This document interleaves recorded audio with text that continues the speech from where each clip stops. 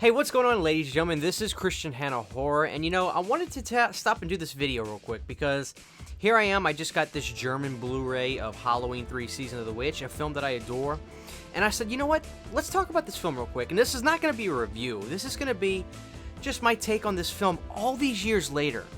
The perception change all these years later. The fandom all these years later. And I'll tell you my story with Halloween 3 Season of the Witch. When I first saw Halloween 3 Season of the Witch, it was back in 2009 or 10.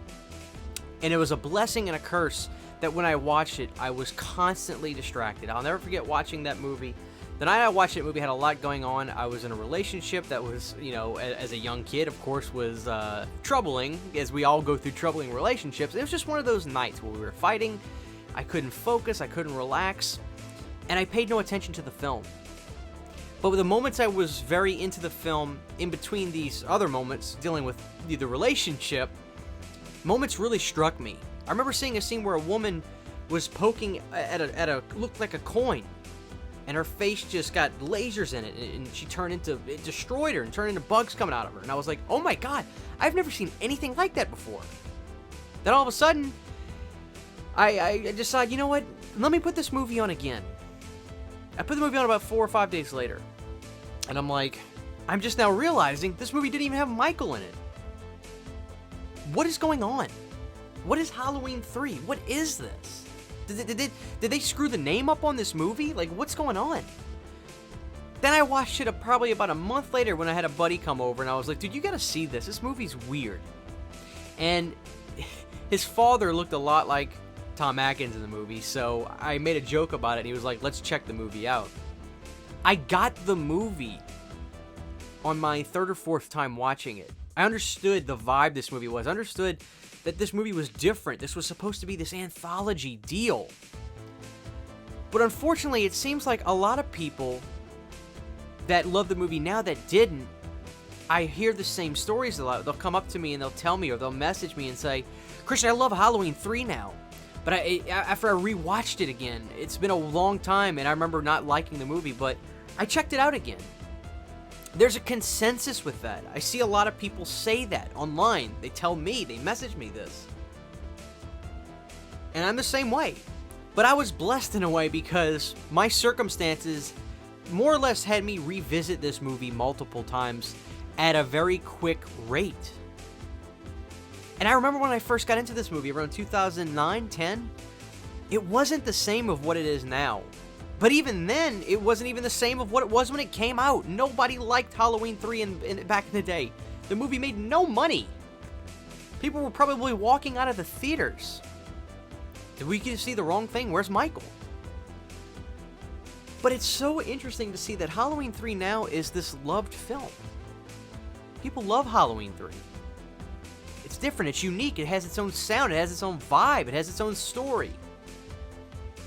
It's a cult phenomenon now. And I couldn't be more happy about that. Halloween 3 was a film that we all know was supposed to start this tree of Halloween with all these different branches and all these different movies that could have gone in different tangents and had all these other, sequels to themselves. But it didn't happen because this movie flopped, and nobody wanted to see this movie in the theater.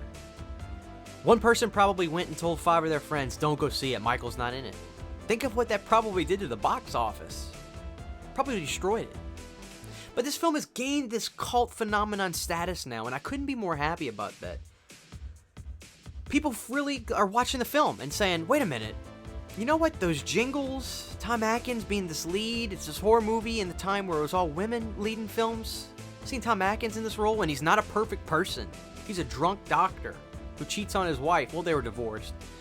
But definitely does conflict of interest type things when a former patient's daughter hooks up with him. It's just really interesting, weird vibe Halloween 3 has. It almost feels taboo still to this day because of the story and the elements of Tom Atkins being the way he is. Stacey Nelkin being in the film, being with Tom Atkins, the older man, it just feels very different. And then you go to hear John Carpenter's score for the film. People love it. It's interesting. The sound for Halloween 3 is one of my favorite scores ever. It has this weird technological sound to it by design because of the movie. And John Carpenter absolutely murdered the score for Halloween 3. One of my favorite scores in a horror movie. I'll never say that Halloween 3 is one of the greatest horror movies ever made, because I don't necessarily think that it is, but what I do think is that Halloween 3 is one of the more unique horror films of its time. It's really a fun, interesting film. You know, I've been asked this before too. Christian, should they do a sequel to Halloween 3? No. Because the ending of Halloween 3 is perfect because you don't know what happened. Sometimes not seeing what's under the mask, as a metaphor, so to speak, is scarier than knowing. I have a guess. Christian, did the kids die at the end of Halloween 3? They died. I think they did. I don't think the third channel was turned off. But you may.